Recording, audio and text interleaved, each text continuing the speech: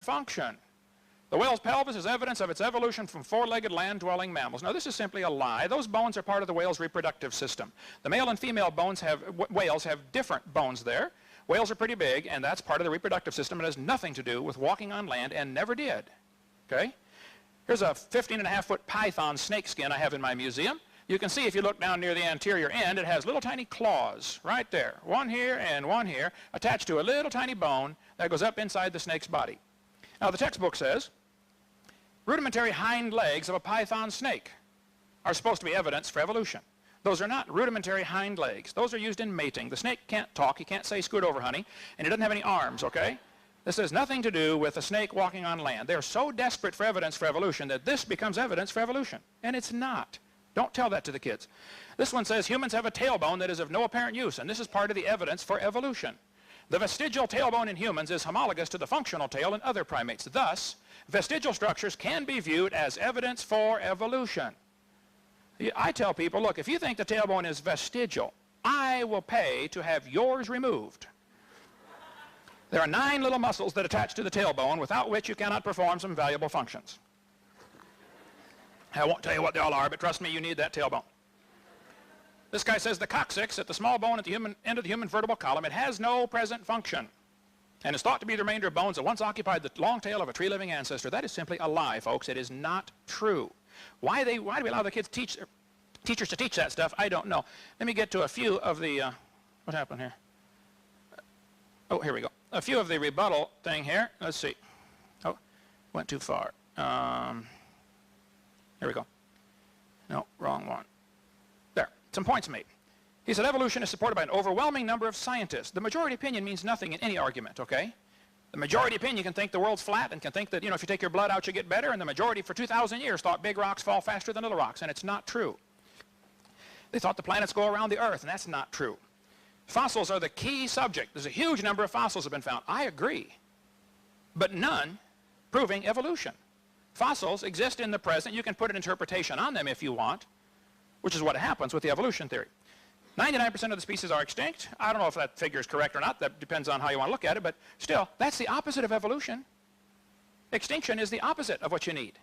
You need lots of new ones coming on. They're not organized, by the way, clearly, like as we can see later. Simpler creatures are lower in the fossil record. That's simply not true. All sorts of animals are found in all sorts of layers. Okay? There's quite a mixing of the fossil record. Carbon dating is good for 50,000 years. Well, carbon dating is fatally flawed. We covered that for an hour in video number 7. He said some of the people in Darwin's time said there were 20 separate creations. Darwin did indeed properly argue against a false teaching that was going around in his day. I don't teach that.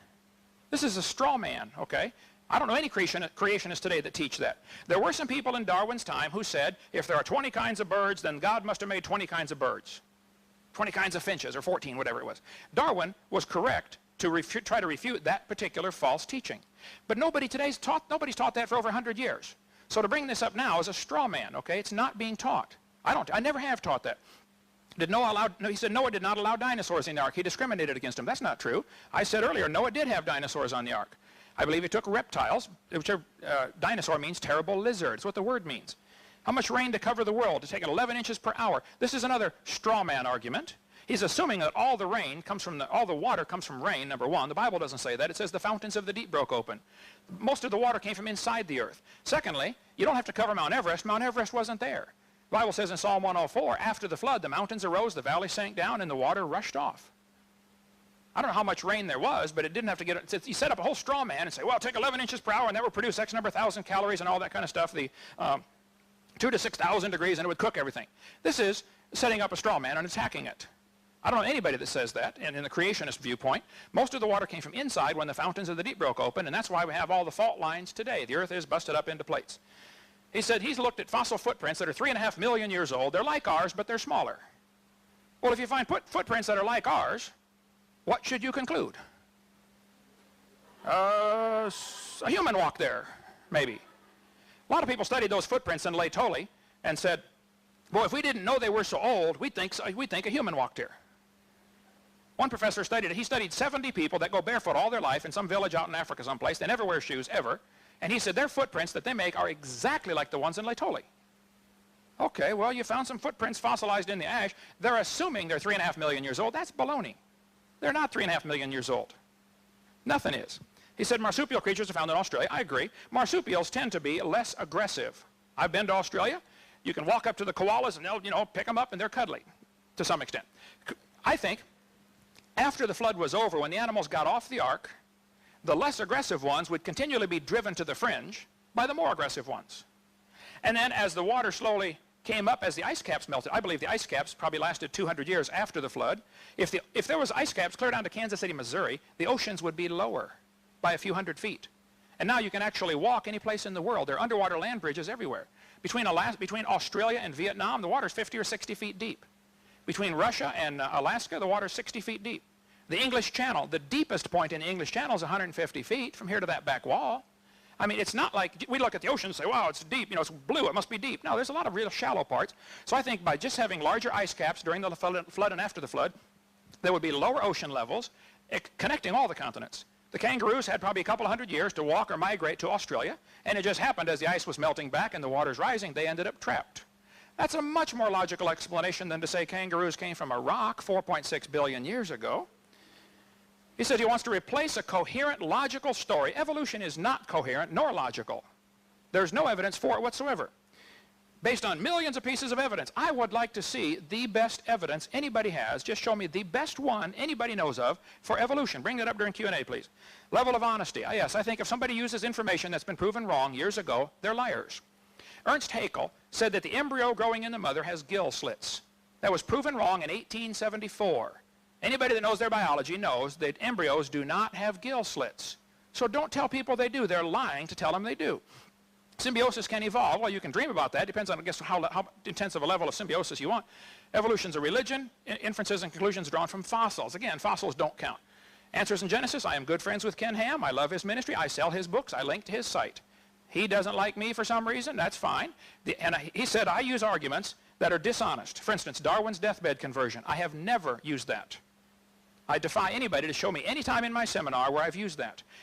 Answers in Genesis is correct. That argument should not be used. His wife, Darwin's wife, apparently made up the whole story about him converting on his deathbed. The story's not true, and I don't use that.